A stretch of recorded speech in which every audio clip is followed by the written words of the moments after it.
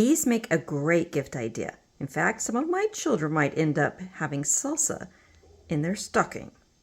Hi, I'm Kim, and I'm here in Northern California on my Zone 9B property, and I'd love to take you with me today as I harvest. Fall in this area is still very warm, and I have a couple more months actually to be growing veggies here, so as long as I keep harvesting, then more veggies will start to grow and have a chance to mature before, say, mid-December. So let's get started now. I have in mind to make some salsa this afternoon, and I will definitely need quite a bit of cherry tomatoes and peppers to make that happen. I really need to harvest these limes. I want to make lime juice and get it in the freezer because I found that lime juice works just as well as lemon juice to make lemon, or I guess lemon curd, which is so good, and lemon bars. Definitely want to get my cherry tomatoes that are red off of the plants, and even maybe some of the orange ones, so that I can make some salsa right now. That'll encourage the plants to put out new cherry tomatoes, because really with the weather that we have here, these will keep producing, even late December, and I can make more salsa then. Oh, look what I see here. Tomatillas coming out. This was a volunteer plant that just sprouted, and I knew right away what it was because, boy, do tomatillas like to volunteer. And that was exciting because they make such a great addition to the salsa. Learning that I could use my cherry tomatoes green in salsa last fall was such an eye-opening and amazing experience, because no longer did my green cherry tomatoes in the winter, basically December, even early January sometimes, no longer did I need to waste them. I had something very delicious I could use them for. So yes, I definitely want to harvest all the red stuff right now to trigger these to produce even more over the next few months. Lots and lots of tomatoes, and there's plenty more where this came from. Loving all of the pretty fall flowers, the mums and the zinnias. Just look at those snapdragons. What a gorgeous color. More lovely snapdragons. These are about 4 years old. Just love the way snapdragons come back and come back and come back. Of course, I need to do my part and continue to deadhead, because that's why they keep blooming.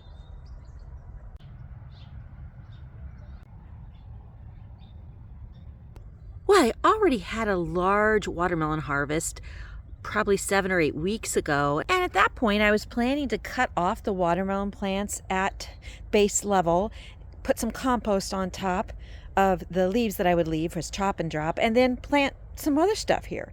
But that's when I broke my hip, so that never happened, and the watermelon plants grew back. And not only did they grow back, but they grew a ton more watermelon. So it's time for me to search them out, because they do like to hide, these Cherokee watermelon, otherwise known as moon and stars. And oh my gosh, I've never seen moons like this. Usually they're a round circle. Isn't that crazy? Okay, I'm gonna harvest these now. My first round of watermelons, I got, I think it was 18. So let's see how many I can find this time. Oh, this is a big one. Well, I ended up harvesting 7 today, 3 really big ones and 4 medium-sized ones. You can see them there. And I left 7 in the bed that are not quite ripe. Probably in about a week they'll be fully ripe. I just set them here for now. I'm going to wash them up, take them inside. This is a late started delicata. And looky there, I've got some delicata growing. I think those 2 are fertilized. And I think those 2 are as well. We shall see. That's making me really happy, because I do love delicata. Oh, got a couple of personal size Nordic carms here. I think they're not quite ripe, so I'm going to leave them. You know what all those are, don't you? Maybe you don't, but I sure do. These are all volunteer borage plants. Yeah. They're all under this cut mulch. That's what I'm calling it, because I didn't pick it up, I'm calling it mulch. But yeah, they're everywhere. Here's one next to my lime tree that actually wasn't covered up, so it grew. Borage is just so good for your soil, really putting the nitrogen into the ground with its roots. But also, if you chop and drop it, that's a great soil builder too. I see some baby butternuts. And what is this? Yep, Chinese long red noodle bean. I still have a few of these randomly growing. I thought I'd cut all the plants down, but I'll definitely take those in. Cut up, they'll make a nice addition to my day's stir fry. Huh, they're small, but I think these are not growing any bigger. They are the baby butternuts, and they've been this size for several weeks, so I'm going to harvest those today too. I already harvested the last of my big butternuts, 2 of them, pretty monster size actually, and my last 2 acorn squash. So I'm happy to see that I've got some delicata coming on because they are my favorite. Well, butternuts are my favorites too. I have 2 favorites. So there you have it, my 2 large butternuts, my 2 baby butternuts, my 2 acorns, and my 2 long Chinese red noodle beans. 2 of everything. Sounds good to me. Artichoke growing strong. Of course, there's really no chance for these to send out new fruits again this late in the season, but they will soak up the energy from the sun and they will hibernate over the winter, basically pause in their growing, and then start producing their new fruit again in the very, very end of winter, beginning of spring, in late February, beginning of March. At least that's been my experience so far with them. These are probably 6 years old, this bed, and they just keep producing more even when I think I've cut them all out. Now I'm going to harvest my peppers, not from this jigsaw, because this jigsaw only produces tiny little peppers like this. I mean, they're kind of minuscule and they don't get bigger. This is the biggest one right here.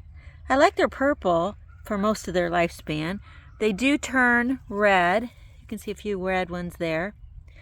But the reason I have the jigsaw plant growing is for the variegated leaves. It's just so beautiful. And the blossoms are beautiful too. But I'm here to get real peppers. Peppers I can use to make some salsa. So let's get at it with these cubanelles. Now I did harvest a lot of these just the other day. I was making a stir fry and I needed peppers for it. But now I want to make some salsa. Oh, that one didn't come off. There we go. And cubanelles work great. Now, if I leave these on the plant longer, they will get bigger than this. Cubanelles can get really big, actually. But there are new ones coming on and more blossoms.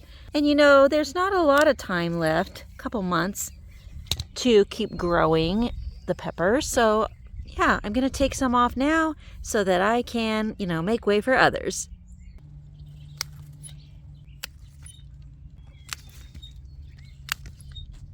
Got a lot of banana peppers on this plant, and some of them have turned red. I've never had banana peppers red before, so this will be a first. But actually what I'm gonna do with these is pickle them. So I've picked a few Jimmy Nardellos, but I'm leaving some other ones that are still small growing on the plant. There's still plenty growing. Whoops, that one just popped right off. Okay, well, there are still plenty growing. Oh, look. I got a ladybug. She flew away. So now I'm going to pick the pepperoncinis. A lot of these early on were small, like that small, not worth my time. But now they're more appropriately sized. So I'm definitely going to pick several and do some pickling. So I found a few buena maladas, and I'm going to throw them in with the salsa. And I discovered, well, I guess I already knew it technically, but I hadn't experienced it yet, that the buena mulatas sometimes will turn red if they're left on long enough. So those are all buena mulatas, but I like them when they're purple. Now, I have 2 plants here that never really grew. They did not like the heat much at all. Now that it's cooling off a bit, they're starting to grow and have started to produce peppers. And here they are. These are purple sparkle peppers. They look kind of like an eggplant coloring to me. Now, the one over here, it's the same kind of plant, a purple sparkle pepper, and it actually has a pure purple pepper on it. Isn't that pretty? It has some new ones growing, so we'll see what happens with that little tiny plant. And you can see that it used to have that kind of stripy effect before it turned all purple. So I'm going to grab a couple of these. There's like 6 on the plant. So I've taken these off. And then as an experiment, I'm leaving a few on the plant to see if they will turn the dark purple that this one did. Also have some Georgia flames here. Gonna take off all the red ones. And just leaving some green ones on the plant and seeing what they do. These green ones are actually bigger. I think that these smaller ones, they just couldn't hack the heat, so they went ahead and turned color early, but we'll see how these green ones do if they get much bigger. So here is this morning's pepper haul, and I think that's actually really good considering I have a few number of plants that survived the summer's heat. Now, it is true that peppers love heat. However, when it gets super intense, like say 105 to 115 degrees Fahrenheit, well, a lot of them at that point, they just can't take it anymore, and they end up frying the whole plant, if not the peppers on it. And then others of them just sort of pause, and then once it cools off, like it has done recently, then they pick up speed again. And so I'm looking forward to continued harvest over the next few months. But with these, I'm going to be mostly doing salsa, a little bit of pickling.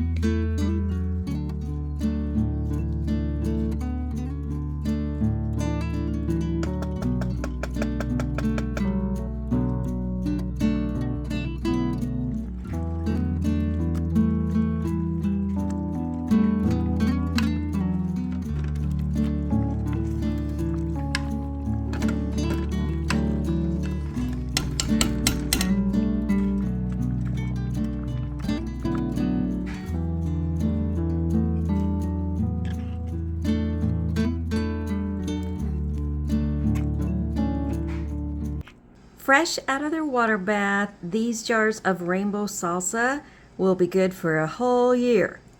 Not that they're gonna last that long. A good afternoon's work. And I'll let you in on a secret. I stashed a couple of jars in the fridge and gonna eat those this week. I did try the salsa, and it is delicious. The salsa turned out really great. It's such a simple recipe, so I'll be sure to include it in the description below this video. If you have a recipe for salsa or special things you like to put in your salsa, I'd love to hear about it. Last weekend we went on a day trip to Apple Hill, which is an area about 2.5 hours away that's full of all kinds of apple orchards. I think there's like 70 of them. At one of the farms, they had made all kinds of salsa with interesting ingredients, with apples in them and pears. Well, my pears are all used up, but I have plenty of apples that I've just recently harvested that I could try in some salsa. So I think that's going to be happening the next go around.